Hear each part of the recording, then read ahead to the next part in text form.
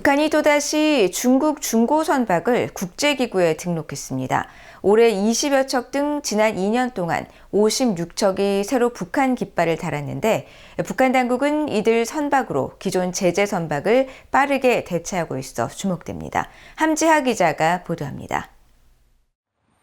전 세계 선박의 등록 현황을 보여주는 국제해사기구 IMO의 국제통합해운정보시스템에 새로운 북한 선박이 이름을 올렸습니다.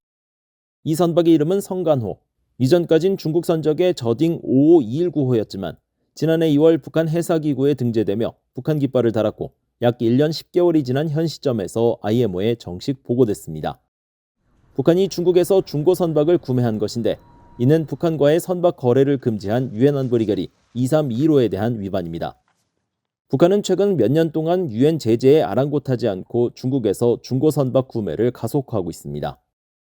실제로 북한이 북한 해사기구에 등록한 시점을 기준으로 보면 이번 성간호를 포함해 올해 8척, 지난해 48척 등 지난 2년 동안 56척에 새로 북한 깃발을 달았습니다. 또 지난 5년으로 넓히면 북한이 구매한 선박은 70척에서 80척에 이릅니다. 북한이 구입하는 이들 중고 선박들은 대체로 2000년대에 건조된 비교적 신식 선박들입니다.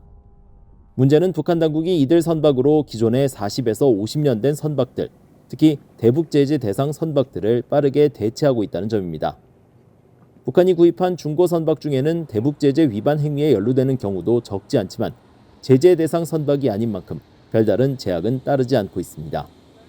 선박 제재의 실질적 권한을 쥐고 있는 안보리가 2018년 10월을 마지막으로 선박에 대한 제재를 중단했기 때문입니다. 안보리가 선박을 제재하기 위해선 유엔 안보리 상임이사국의 반대 없이 15개 나라 중 절반 이상이 동의해야 하는데 최근 몇 년 사이 상임이사국인 중국과 러시아가 새 대북제재 부과에 반대하면서 이런 현상이 벌어지고 있습니다. It's not only acquired illegally, it's engaging in illegal trade by operating. And of course, North Korea has taken advantage now of what would be a holiday, a sanctions holiday right now, where sanctions are not being enforced by neither Russia nor China.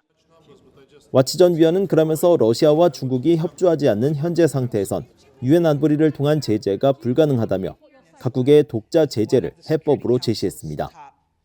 또 북한의 불법 중고 선박 취득에 관여한 선박 판매자와 브로커, 관련 회사 등에 대한 미국 정부의 세컨더리 제재, 즉 2차 제재를 활용해야 한다고 조언했습니다. voa뉴스 함지하입니다.